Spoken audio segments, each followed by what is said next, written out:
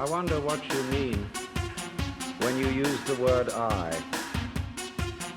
Say hallucination, complete variance with the facts of nature, a profound discord between man and nature, as a result of an attempt to conquer it and master it. We are now in the process of destroying our environment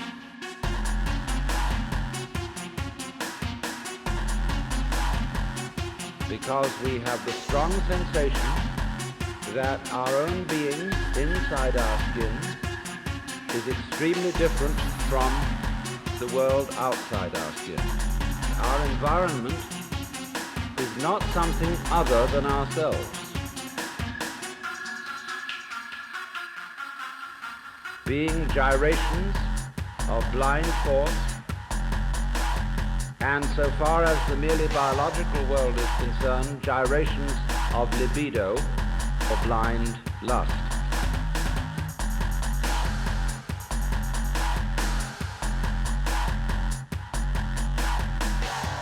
A great many people believe that they ought to believe in God, but they don't. Actually. Because the idea of God as handed down in popular Christianity and Judaism and Islam has become implausible to most educated people.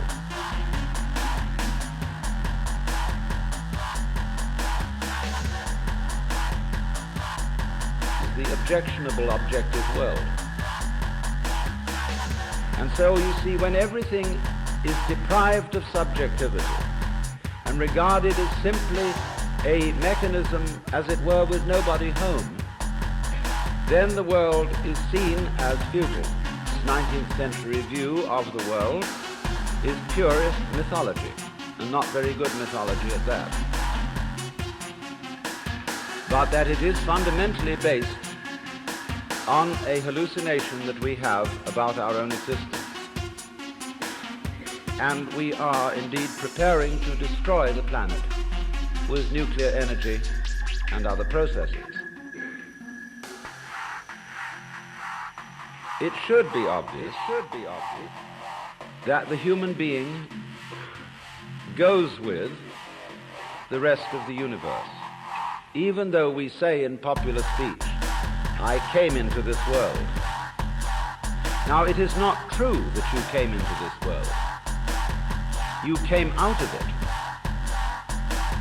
In the same way as a flower comes out of a plant, or a fruit comes out of a tree. It should be obvious to regard himself or herself as an expression of the whole universe. It should be obvious. Earth, air, water, and solar temperature. This is why I call it a hallucination.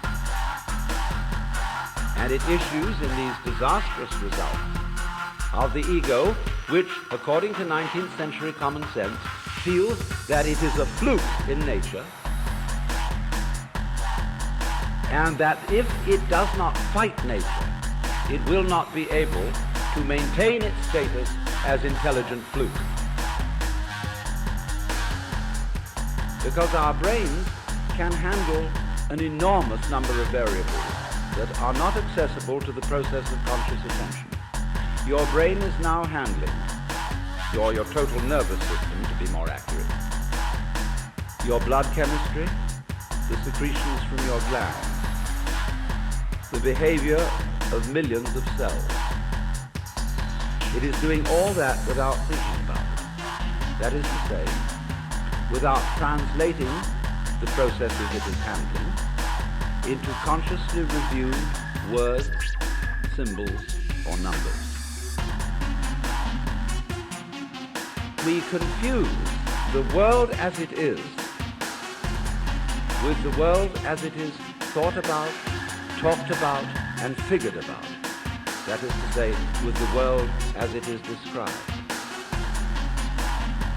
And the difference between these two is vast. And when we are not aware of ourselves, except in a symbolic way, we are not related to ourselves at all. We are like people eating menus instead of dinners. And that's why we all feel psychologically frustrated. So then we get back to the question of what do we mean by I? Well, first of all, obviously, we mean our symbol of ourselves. Now, ourselves, in this case, is the whole psychophysical organism, conscious and unconscious, plus its environment. That's your real self. Your real self, in other words, is the universe as centered on your organism. That's you.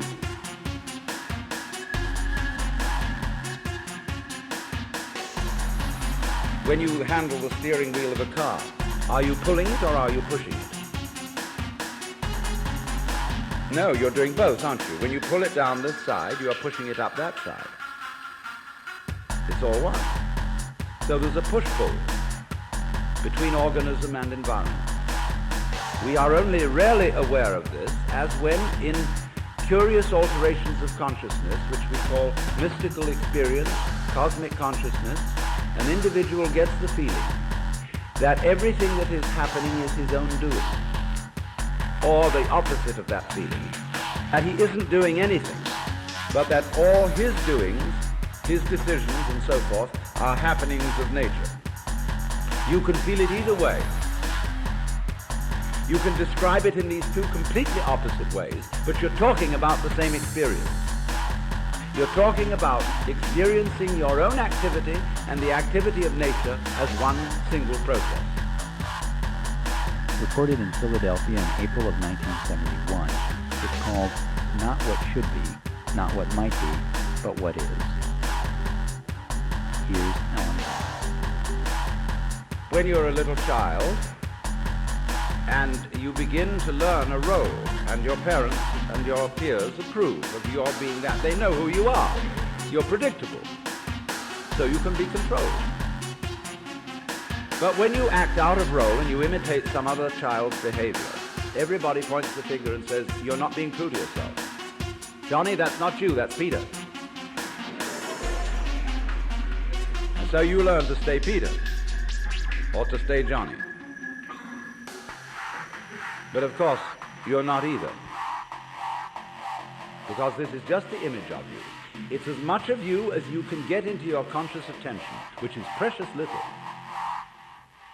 Now, in not being able to get it together, because this whole feeling, what Krishnamurti is trying to explain to people, for example, when he says, why do you ask for a method? There is no method. All methods are simply gimmicks for strengthening your ego. So how do we not do that? He says, you're still asking for a method. There is no method. If you really understand what your I is, you will see there is no method. This is so sad. But it's not. This is the gospel, the good news. Because if you cannot achieve it, if you cannot transform yourself, that means that the main obstacle to mystical vision has collapsed. That was you. It's a happening. It happens. So you can feel all this happening. Your breathing is happening. Your thinking is happening. Your feeling is happening. Your hearing, your seeing. The clouds are happening across the sky. The sky is happening blue. The sun is happening shining. There it is, all this happening. And may I introduce you? This is yourself. This begins to be a vision of who you really are. And that's the way you function. You function by happening, that is to say, by spontaneous occurrence. And this is not a state of affairs that you should realize. I cannot possibly preach it to you, because the minute you start thinking, I should understand that, this is this stupid notion again that I should bring it about, when there is no you to bring it about. See, that's why I'm not preaching. You can only preach to egos. All I can do is to talk about what is. It amuses me to talk about what is because it's wonderful.